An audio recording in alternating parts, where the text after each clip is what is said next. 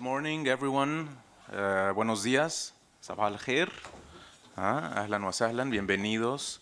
We're back to school. Happy New Year. It's 2015. We hope it's a good year for everyone. And we're very happy to open the season with the arrival of Amr Shalakany, who's associate professor of law and founding director of the Law and Society Research Unit at the American University in Cairo. We are very happy also to bring back Egypt into the fore of our analysis here at Casa Árabe. As you know, we are constantly looking at the state of affairs in the Arab world, what's happening to the Arab Spring. We're starting also this year the 4th anniversary of the uprisings, and we not only care about current affairs and the analysis of our contemporary world, but also to see it in the light of history. And this is something that Professor Shalakany also brings into the analysis. He has also held a joint appointment at Cairo University Faculty of Law and teaching contracts and torts. He has also served as a professor of law at the London School of Economics, Aga Khan Distinguished Visiting Professor of Islamic Humanities at Brown University, and as well as a Jeremiah Smith Jr. Visiting Professor at Harvard Law School. He has also been advisor to the PLO negotiations support unit in Ramallah, and has taught at Birzeit University, where he helped set up the legal aid clinic. He was selected in 2008 as a Carnegie Scholar for his research on the transformation of Sharia in modern Egyptian jurisprudence, to be published in 3 volumes, the first of which has recently appeared in Arabic. This is the book from Dar al-Shuru, as the rise and fall of Egypt's modern legal elite from 1805 to 2005. He's also associate member and Egypt national reporter in the International Academy for Comparative Law, academic board member of the Harvard Institute of Global Law and Policy, and international board member of the Journal of Comparative Legal History. So quite an impressive CV. And he presently consults on several law reform projects in Egypt, especially in the police sector, consumer protection, and in the media and art governance. Amr received his licence en droit, degrees from Cairo University Faculty of Law, and also his SJD degrees from Harvard Law School, and admitted to the New York bar. Of the many Arab Springs, revolution in Egypt stands out for its decidedly legalistic tone. For almost 4 years now, political battles have been mostly fought at court, judges increasingly perceived as enemies of the people, and rule of law slogans on separation of powers or judicial independence suspiciously inspected for counter-revolutionary ploys. This lecture will address the questions of if law and revolution can be compatible, and it will, as I said, involve the historical relation between the liberal legality and revolution in Egypt. Is it from Nasser through the last 60 years? Yes. So without further ado, I'll give the word to Amr, and after his intervention, we'll be taking questions from you. Thank you very much. So, I hope this will be useful. I'm going to speak for half an hour, and then we can open it up for questions and discussion. And since it's going to be 4 years anniversary for the revolution in a couple of weeks,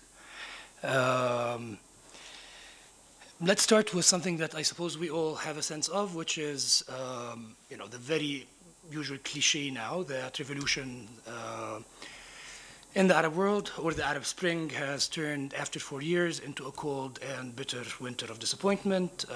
There are various reasons to explain that, whether it is civil war in Libya or in Syria, whether it's sectarian divisions in Yemen, whether it's outright military occupation in Bahrain, and so on. In Egypt, there is something very similar. There's also a sense that the Arab Spring is over, that counter-revolution has won, and one of the basic aesthetic ways of looking at it is graffiti, which I don't know how to make into the full screen. I think it's this. مش لازم. So graffiti thank you. So graffiti in Egypt became one of the most emblematic ways of referring to the Arab Spring, to the extent that there is a large coffee book industry of Egyptian graffiti that essentially exploded over the last 4 years, and for a good time it was the classical gift that one would take with him when he's traveling, to see colleagues or friends in Europe or the States. And such is the case no more. Bringing graffiti books from the Revolution to give as gifts feels to me a bit embarrassing. It's sort of intellectually naive, especially given the situation that we are in now. And to some extent, the silence of graffiti today has been considered as indicative of the death of revolution. So the beginning of graffiti in Egypt was essentially over the first 18 days of revolt. Simple slogans like these, just painted or spray canned. This is on the asphalt of Tahrir Square. Don't look down, look up. Freedom is ahead of you. Eventually, they moved on into much more sophisticated stencils that carried a lot of the demands of the revolution. One of the initial demands was independence of the judiciary.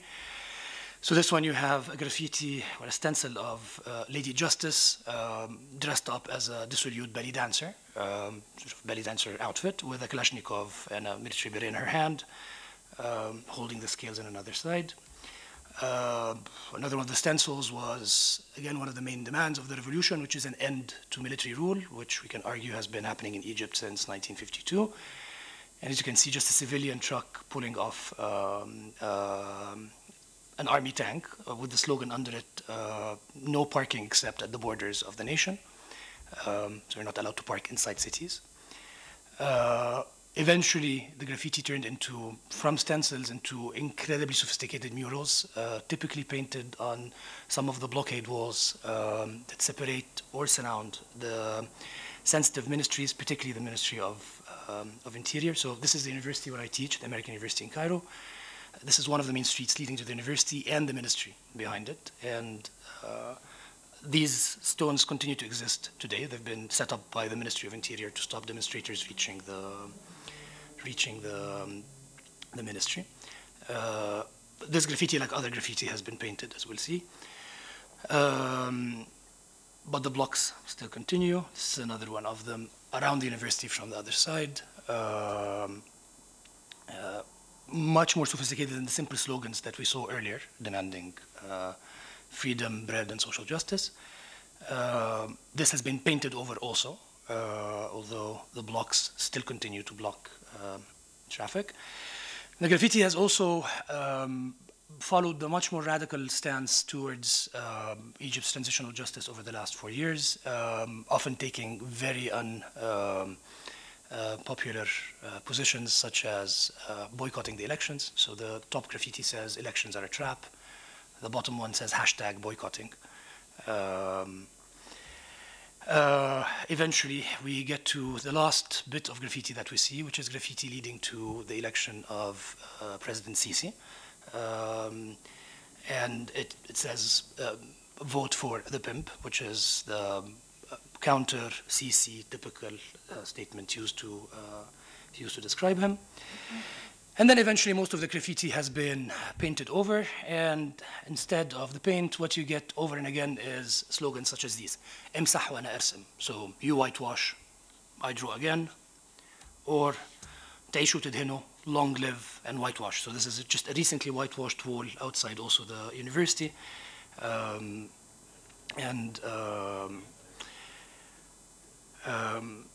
barely before the paint got dry, there was this slogan the next day outside the entrance of the university. what that says, and of course, the last thing that we have now in a form of graffiti, which is a return back to the basic graffiti that we had in Egypt at the beginning of the revolution, which is simple slogans on the walls, not the sophisticated images that they eventually graduated to here, or particularly this one, but back to the initial semantic understanding of what graffiti is, which is simply a statement written on a public space demanding or participating in a public space. So graffiti is dead. There is a general understanding that graffiti is dead. The boom that we had in graffiti books and the gift books and the publishing industry that emerged around it is over. And that is typically understood as the end of revolution in Egypt also. I've mentioned briefly sort of the reasons why revolution may have failed in several Arab countries other than Egypt. The typical reason that is given in Egypt is a failure to commit to transitional justice, a failure to commit to the rule of law, a failure to commit to separation of powers, a failure basically of liberal legality.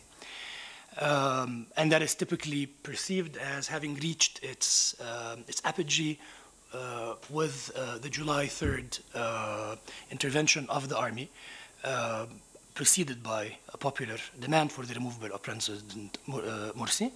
And the argument that what happened then on the 3rd of July of last year, or the year before now, was a military coup and was not a revolution. Or alternatively, on the other side, arguing that no, this was a revolution the size of which Egypt had not seen actually since the January 25th revolution, and that what happened was the military intervened. Certainly the military intervened, but the military intervened in a way that is intended to protect the demands of the people. In all cases, you can already see that arguing legally about revolution in Egypt is one of the basic characteristics of revolutionary discourse in the country. So revolutionary discourse from the beginning, literally from the 28th of January, has been incredibly legalistic. The tone has been hyper-legal. The debates have been largely about questions of constitutional law. And the country's ruling legal elite, and we have a pretty considerable legal elite, have been pushed to the forefront of revolutionary politics in Egypt over the last 4 years. And what I would want to argue today is, instead of understanding the death of revolution in Egypt, connected to the death of graffiti in Egypt, as the victim of a failure to the rule of law, I would like to argue the opposite, and argue that actually revolutionary discourse in Egypt over the past 4 years, has been so legalistic in tone that one can argue the opposite, which is not that the revolution was killed due to a failure of rule of law, but rather that an obsession with the rule of law, an obsession with transitional justice, is what's led us to where we are now. And when I say that, I mean an obsession with liberal legality, understood above all as a commitment to due process. So, as we'll see, the country, since January 25th, has gone through 4 transitional periods, 2 and 2. We've been to the polls 11 times so far. We're about to have parliamentary elections in a couple of months, we hope. Which means by next May, we would have been to the polls around 15 times. But let's go through them and then explain what's going on. So the 30th of June last year, or not last year, the year before, pretty much brought this process of the legalization of the revolution to its logical conclusion. This is obviously, a pun on ceci n'est pas une pipe, with ceci, our CC, n'est pas un coup, and we'll see why does something like this continue to live with us. So on the 30th of June, 2013, Egypt had demonstrations, particularly in Cairo, the size of which we have never seen since the initial demonstrations that demanded the fall of Mubarak. There was a reproduction of exactly the same demands issued before under Mubarak, out, or irhal. Eventually, Tahrir Square on the night of the 30th, June 30th, again resembled Tahrir Square on the 11th of February 2000 and on the 11th February 2011. Dates are a disaster now, and if you have some sense of Egypt, we have an obsession with memorializing dates. So you have a 6 October bridge, you have a 15 May bridge, you have a 10th Ramadan city, and the poor students at schools now have to also remember 11 January and 25 January and 30 June and so on. So this is 30 June 2013, again very much appearing like the revolution 3 years or more before.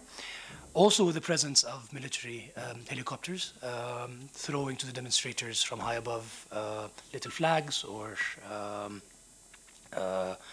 sweets.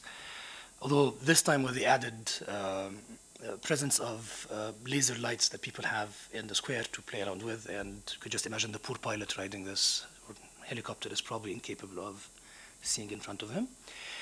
So that was June 30. July 3rd, the army intervened formally.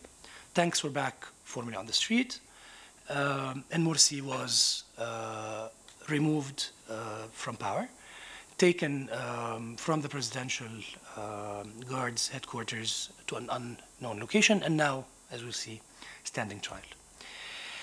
Immediately the country split. Is it a coup or is it not a coup? And as you'll see, a lot of the slogans that we have here are in English and are directed at the Western media. So on one side here, it is a coup, not a revolution, clearly by supporters of Morsi, you can tell from the beard. On the other side here, you have the people delegating Sisi as the Minister of Defense at the time to implement the will of the people. Again, not a coup, not a military coup. Then under it, the army's function is to protect the borders of the country and not to destroy its institutions. الجيش وظيفته حماية حدود الدولة وليس مؤسساتها. Morsi, our legal president, I mean, clearly in English intended for Western media consumption. Again, and Sisi as a murderer with a Hitlerian mustache. And on the other side, huge demonstrations in support of Sisi. Egyptian TV also fitting into the media frenzy of communicating with the West. So we've had this banner next to the top sense of the TV for quite some time, Egypt fighting terrorism. So you have a coup on the one side and you have terrorism on the other side. CNN supports terrorism because of CNN's initial take on the 3rd of July 2013 as a coup and not a revolution. Obama understood as a terrorist. And Sisi's popularity rising and rising and rising. And in a frenzy again. So these are little confectioneries, white chocolate basically, with Sisi's image on it. Various other images of Sisi sold at confectionery shops. Dates named after Sisi. So Balah, palm dates. So Balah is Sisi. And this one I think is cute. You have a couple getting married and one of them is holding a Sisi sign. So Sisi. And the other one is holding the sign for Rabah. So this is a seriously split country, and the split happened for a number of reasons that we'll go through. But what I would argue is the legalization of the revolution from the beginning, the turning of revolutionary demands into legal demands, and the obsession with this constitutional politics of the country is what brought us to where we are today. So from the 25th of, I remember from 25th of January until the 11th of February, sort of the initial 18 days, a constant debate in the square would have been what happens next? Who becomes our president? Do we get the head of parliament? Well, we can't get the head of parliament because the head of the parliament is a member of the corrupt ruling party. Maybe the head of the constitutional court, well, he's been appointed by Mubarak, and so on. But the debate is not a debate of a revolutionary ideology that wants to take power and bring the system down, essentially, or isqat al-nizam, but rather a debate in which law frames and electoral politics from the beginning frame where we should be headed. And where we headed from there was, if we count until next May, it's 14 times of going to the polls, which means for the last 4 years, we've been to the polls on an average of 4 times a year. Some years, much more than the other. So some years, been to the polls 7 times a year. Essentially, what we have now is electoral fatigue. The initial demand was in March 2011, which was a referendum on amending the 1971 Constitution. The referendum was approved, and then right after it was approved, the Supreme Council of the Armed Forces, or SCAF, which was ruling the country at the time, basically cut and pasted 40-something more articles to the 12 odd articles that we got to vote on, and issued another constitution, which was also accepted by all players there. We then had parliamentary elections of both upper and lower chambers of parliament under the old constitution. The revolutionary demand initially was that no, the constitution of 1971 had fallen with the revolt and we need a new constitution. That failed.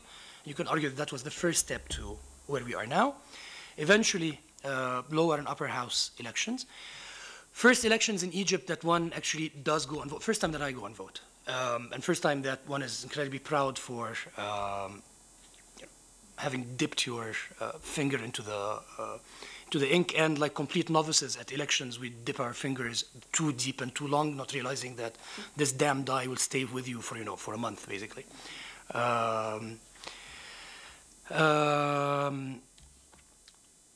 And then we get to presidential elections. We had a first round of presidential elections, and then we had a second round of presidential elections.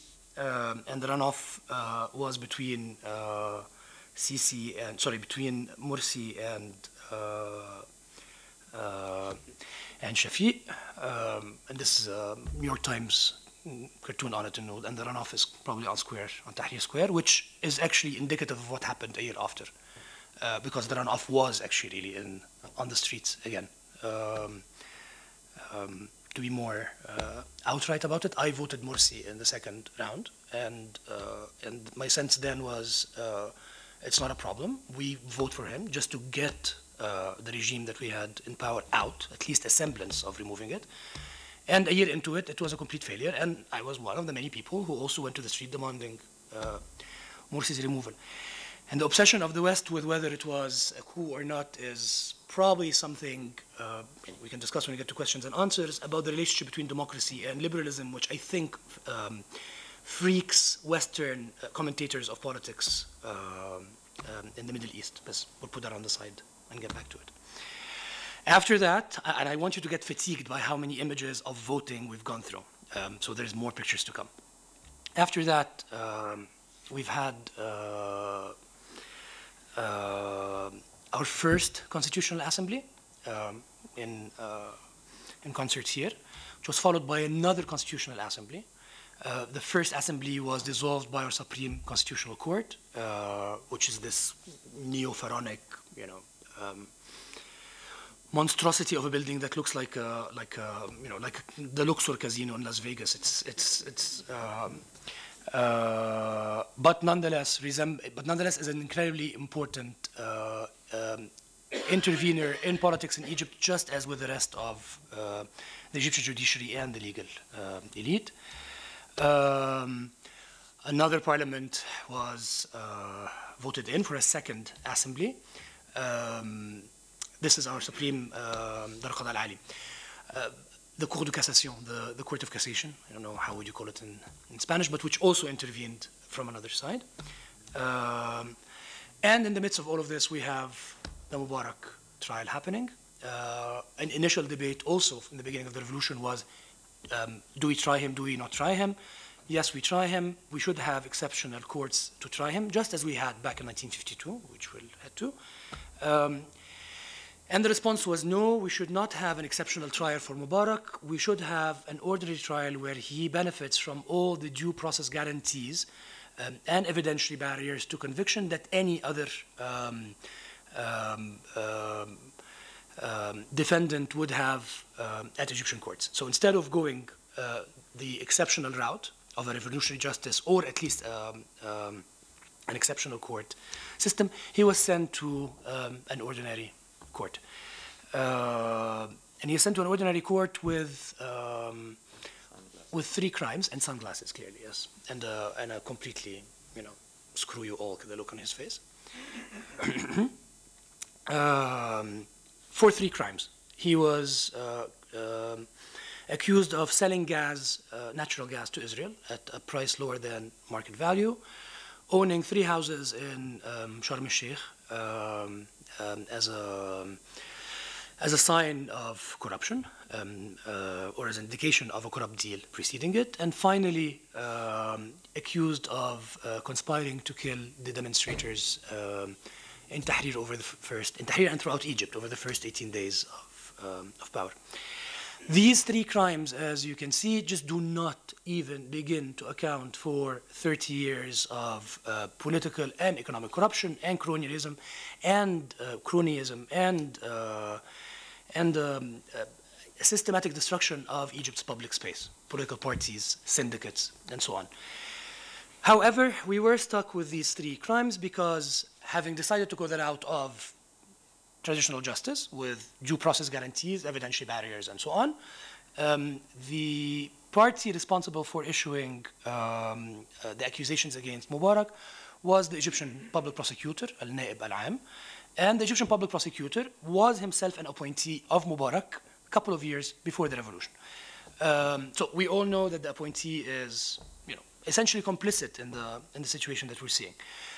Can we please remove this public prosecutor and appoint another public prosecutor who may then issue a more serious set of accusations against Mubarak? No. Why? Again, because of the rule of law, because we are committed to the rule of law. And the public prosecutor, one of the guarantees to the independence of the public prosecutor is that the prosecutor cannot be removed from office. So if you intervene and remove him from office, then you are also dismantling the rule of law, or a commitment to separation of powers, which supposedly the revolution had stood up to achieve. Eventually, you have supporters of Mubarak outside court. You have the first judge who saw who oversaw the Mubarak trial, who essentially became quite a famous hero. He is not the only judge, though, who's reviewed the case. Mubarak was convicted under this initial phase of trial. However, his minister, essentially his sons and the 6 major aides to the Minister of Interior were all found not guilty. And we can argue again why they were not found guilty. It brings you back again to the rule of law. Essentially, what's happening here is that the police is being accused of killing demonstrators. The police has the responsibility under Egyptian law of collecting basic evidence. The police is both, in this case, accused and participating in the collection of evidence.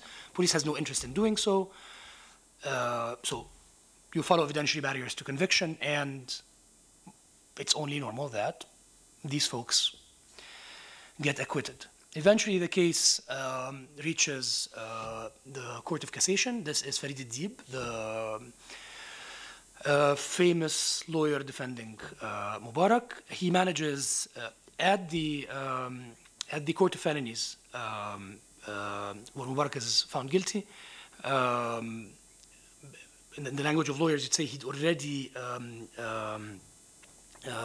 hammered in the nails of the cassation. So he's already in the process of the trial court, put in enough reason so that when the case reaches cassation here, the Court of Cassation decides no, overturns the case and returns it back again to the Court of Felonies. Mubarak is retried at the Court of Felonies, at which time Morsi is also being tried. So we have, over the last 4 years, we've had 4 heads of state. We've had Scaf, and then we've had Morsi, and then we've had a transitional president, Habib al-Adli, who is the Chief Justice of Egypt. He's the head of the Supreme Constitutional Court that I showed you. عدلي منصور أنا آسف حبيبي عدلي my justice victorious والتاني their names are so ridiculously close to each other. I know he's the president but he's not عدلي منصور my justice victorious والتاني حبيبي عدلي my beloved justice. The names of them are, I apologize, عدلي منصور my justice victorious, and then eventually we have now President Sisi. So we have four so far, four presidents in the span of 4 years, three constitutional documents in the span of 4 years, two presidents in trial, one president in office, and one ex-president, the only free one of them, back sitting as the Chief Justice of Egypt, basically sitting as the head of the Supreme Constitutional Court, where a lot of the legislations that he issued while president are now under review. So a number of controversial laws were issued during the short span of Adli Mansour's interim presidency. And these laws range from what everyone has done almost, including Morsi also, raising the pension plan of the army by 10%. That is literally the first law issued by SCAF, the first law issued by Morsi, the first law issued by Adli Mansour, and the last law issued also by Adli Mansour. He issued it twice, so he raised the pension plan of the army twice. And the first law, one of the first laws at least issued by President Sisi. But you have other laws that Adli Mansour issued. So an anti-demonstration law, which has been now sent off to the court, Supreme Court for constitutional review. A law that allows the government to sell public property without resort to open bidding process. That has also been sent to the Supreme Court. And sitting at the helm of that court is our ex-president who issued these laws. Now, we understand that that ex-president will recuse himself from seeing these cases, from reviewing these cases. But the idea that the Chief Justice is, nonetheless, his colleagues are going to be reviewing laws that he issued as the head of the state for being unconstitutional when they are in the Constitutional Court might give you just a sense of how just farcical, legally speaking, the situation has become. Anyways, Mubarak gets retried again, while Morsi still doesn't have a decision issued under him, and we go to vote again. First, we go to vote for an amendment to the Muslim Brotherhood Constitution of 2012. That happens at the end of at the end of 2013. Yes. So that's another typical vote. The army is back, clearly protecting the ballot boxes, and then from there we go into the past. So, a couple of arguments, and then a last bit, and then I close. The process over the last 4 years, as you can see, has been incredibly legal. The discourse has been legal, and far from actually wanting to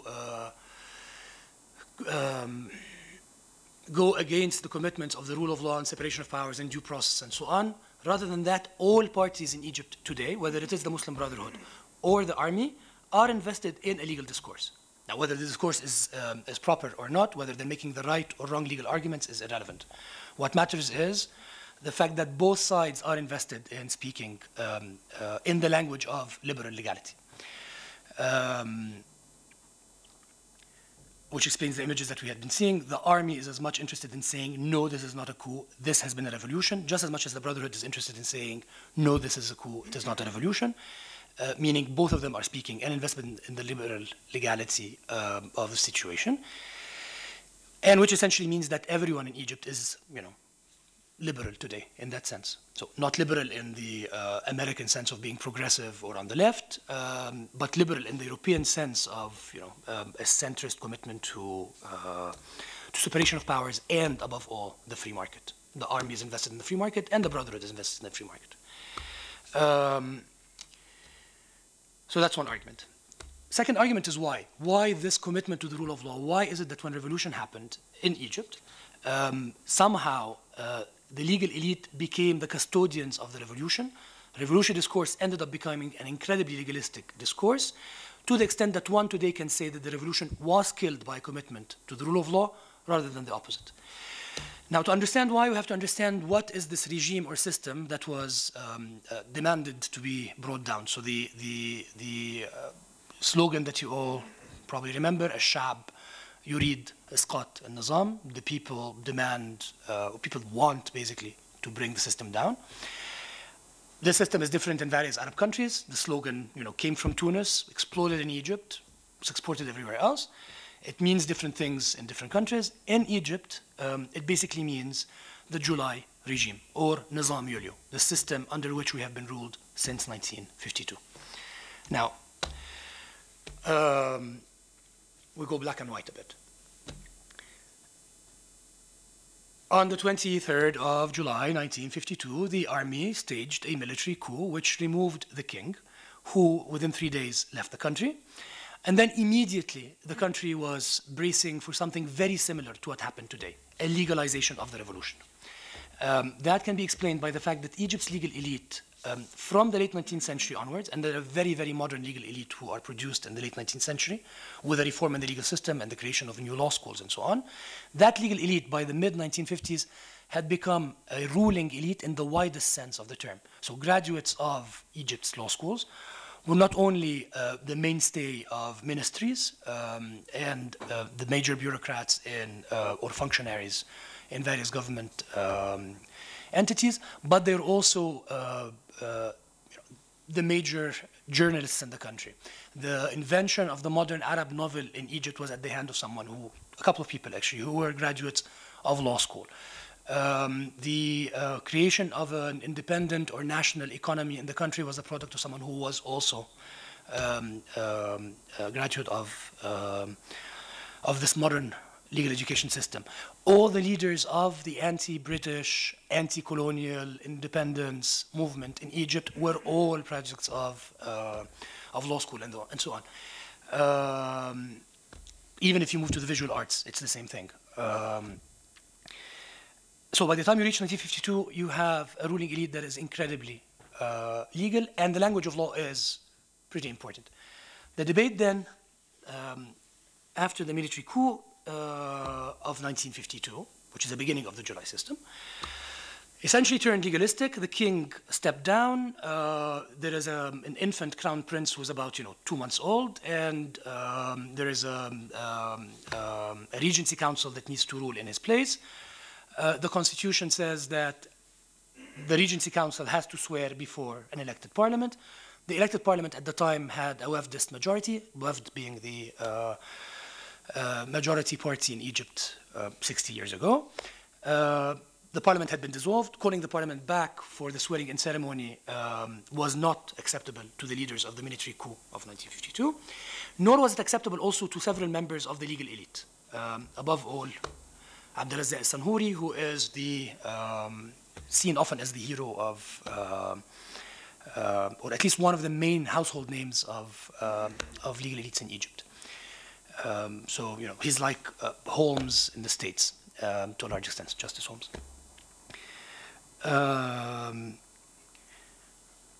At that time, Sanhouri was the head of the Conseil d'Etat, the Egyptian administrative court, which issued immediately a statement saying, legal opinion, saying that no, you don't need to call the parliament back. The new Regency Council can swear before the new cabinet, and the cabinet was appointed by the army. And that started the first transitional period that we had, which was from 1952 to 1954. During that period, initially, Sanhouri and Suleiman Hafiz, who's another major legal figure at the time, also on the Conseil d'Etat, playing a very similar role to the lawyers and what they're playing in Egypt today, but with other names today, such as Tani Gibeli and so on. I won't get into details, so we can discuss. There was a clear,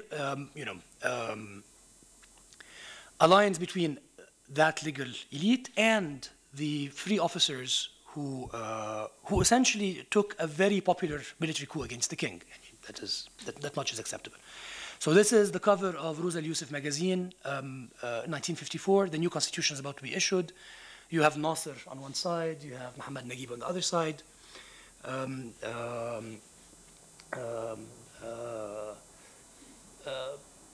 The constitution is in the middle, sort of held by both hands. Sanhouri is up there with symbols, and Suleiman Hafiz looks like Mawalid, like in a mulid, sorry? Looks like a clown, thank you.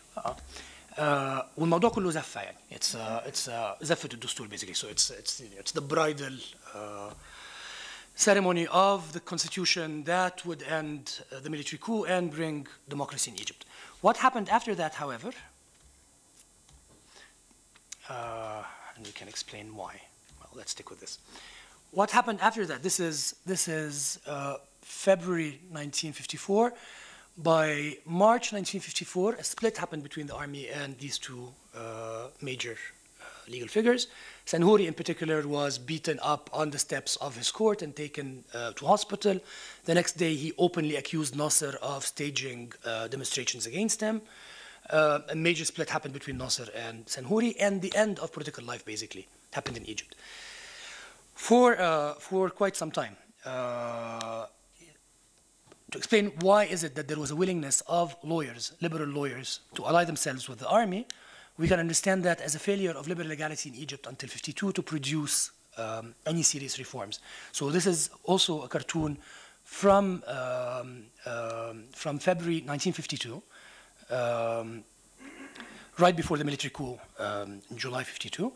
There was a major fire in Cairo, and this one depicts the ruling elite of Egypt, the heads of the various parties, dressed as firemen. Instead of fighting the fire, what they're doing is fighting with each other.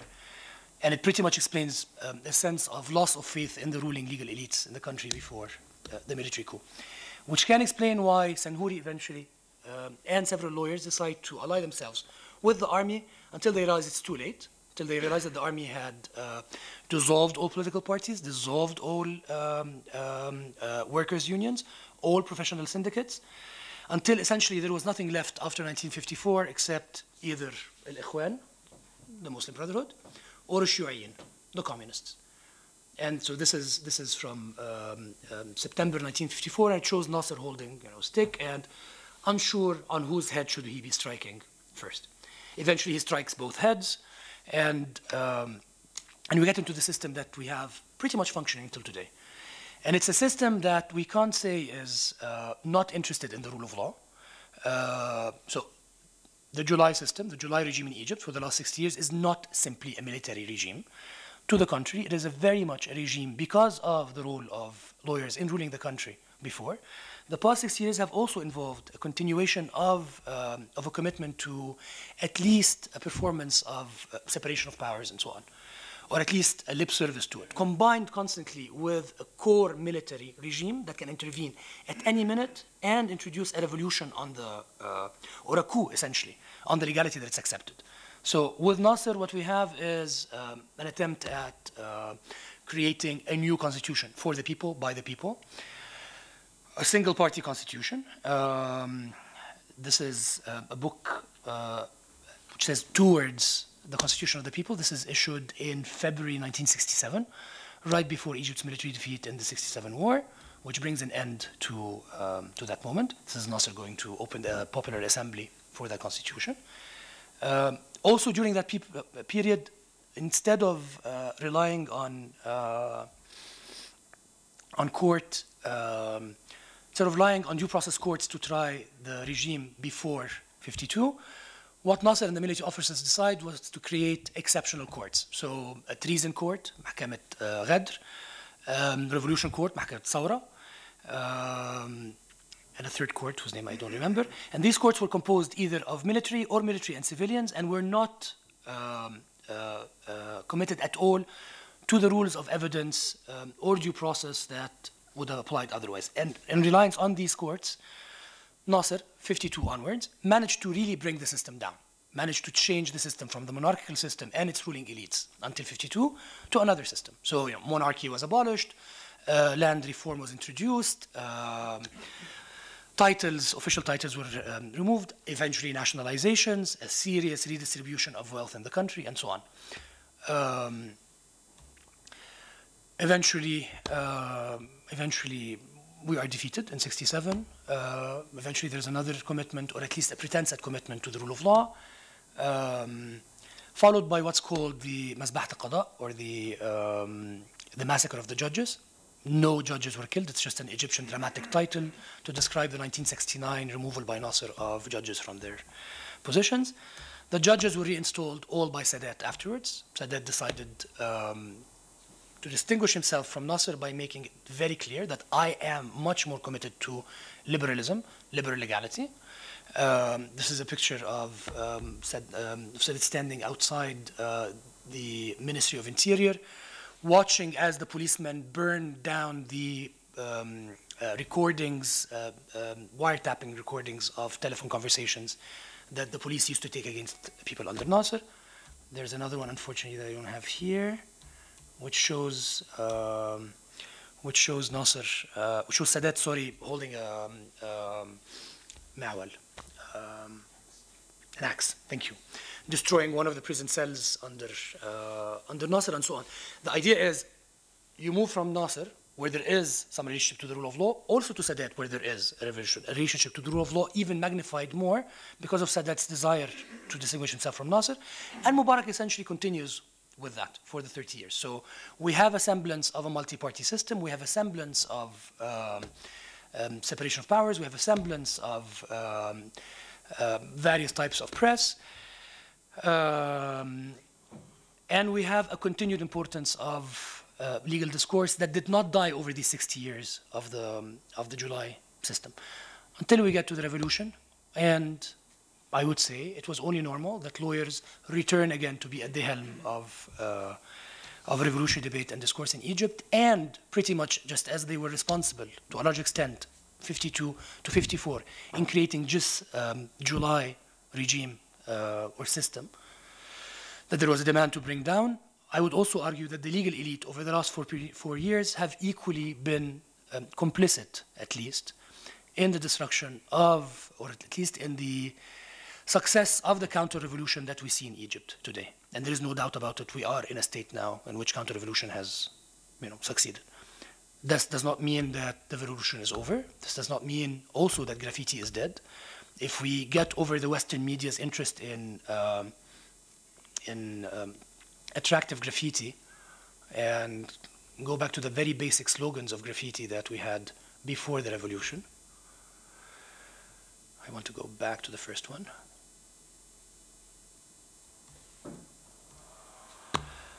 The simple fact that graffiti like this continues, it's not as attractive as the murals that we used to see, the ones that we had in coffee books or coffee table books, but the fact that this continues, the fact that simple anti-CC graffiti continues in this format, again, not terribly sophisticated, but still there is something happening. Yes, the counter-revolution has succeeded for the time being. No, the revolution is not over, and no, graffiti is not dead. And there's various reasons to explain why. We can argue that the structural reasons behind revolution are still the same. Nothing has changed over the last 4 years. If anything, things have gotten worse. Reform of the Ministry of Interior has failed. Reform of the police has failed. Reform of the media has failed. 3 basic demands that have not been touched until now. Cronyism in the economy has not changed. And poverty obviously is on the same levels, if not more. And so, just logically speaking, all these structural reasons would say that eventually things should blow up again if there is no serious reform. But also something subjective has happened, I think, in Egypt over the last 4 years. The sense on a very subjective level of the possibility of standing in front of the government and demanding change, that has happened. The memory of being able to do that, that has happened. A shift in the discourse, in the public discourse in Egypt has happened. And I am optimistic that things will go for the better, not essentially immediately now, but it's not over yet. However, and I'll close with this, should we get into another phase of the revolution, should there be another revolutionary wave down the line, the hope then is that the commitment to the rule of law that we've seen over the last 4 years will transform into something different, that there will be a commitment to a set of exceptional justice that can really, really bring this 60 years of military rule in Egypt to a close. So rather than a commitment to the rule of law, understood in these terms where the rule of law becomes the thing that keeps actually the system in its place, a commitment to alternative measures of transitional justice, if we can, truth and reconciliation, at least on that level, to really bring the system of these last 6 years to an end. Sorry, I went far over my time, and it's a condensed 60-year story, and thank you for listening.